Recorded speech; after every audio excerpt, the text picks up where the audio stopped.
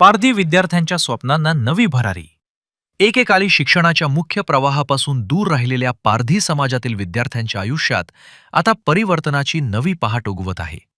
खामगाव येथील सूर्योदय पारधी समाज आदिवासी आश्रमशाळेत उभारण्यात आलेल्या अत्याधुनिक स्पोर्ट्स कॉम्प्लेक्स, 3 क्रीडांगणे आणि बंदिस्त सभागृहाचे उद्घाटन येत्या 8 ऑगस्ट रोजी राष्ट्रीय स्वयंसेवक संघाचे सरसंघचालक मोहन भागवत यांच्या हस्ते होणार आहे. मी Aniruddha Deshpande, city corporation limited कंपनीचा मॅनेजिंग डायरेक्टर आहे आणि 8 ऑगस्ट रोजी सकाळी 9 वाजता खामगाव, जिल्हा बुलढाणा इथं सरसंघचालक, पूजनीय सरसंघचालक जे आम्ही आत्ता स्पोर्ट्स कॉम्प्लेक्स बांधलं आहे, आमची जी आदिवासी पारधी शाळा आहे त्याचं उद्घाटन करणार आहेत. स्पोर्ट्स कॉम्प्लेक्समध्ये इंडोर स्पोर्ट्स कॉम्प्लेक्स आहे, त्याच्यामध्ये बॅडमिंटन आहे, बास्केटबॉल आहे, प्लस कम्युनिटी हॉलसारखं पण आहे, त्याच्यामध्ये स्टेज हे सगळं केलेलं आहे.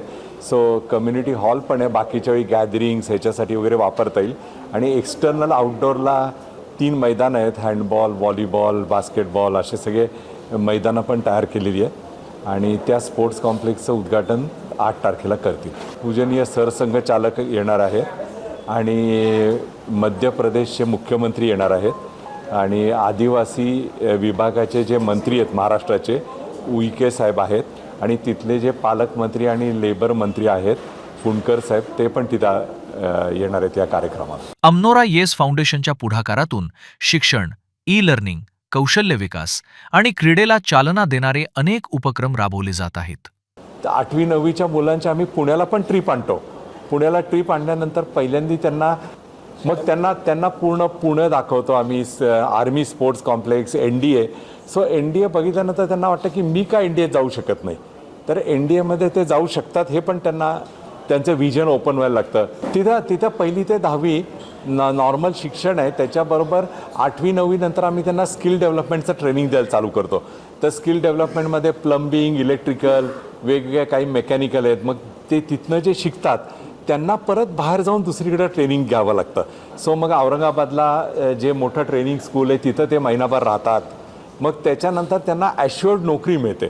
सो ते मग तिथनं डायरेक्टली नोकरीला जातात. सो त्या 10वी नंतरची जी त्यांची गॅप आहे ती मोठी देता कामा नये, कारण का ते परत पाड्यावर जातील. मग ते आता नॉर्मल पुण्याला, मुंबईला, औरंगाबादला, जालन्याला वेगवेगळ्या ठिकाणी नोकरीला लागलेत आणि ती नोकरीला लागलेली जी मुलं आहेत अशी पण 25 मुलं आम्ही परवा 8 तारखेला बोलवली आहेत की ती पण त्यांच्या नोकरीबद्दलची काही इन्फॉर्मेशन आहे ती पण देतील सरसंघचालकांना.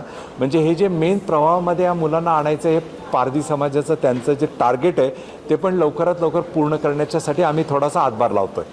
शिक्षणासोबतच क्रीडा आणि कौशल्याच्या बळावर पारधी विद्यार्थ्यांच्या स्वप्नांना नवी झेप देणारा हा ऐतिहासिक सोहळा ठरणार आहे.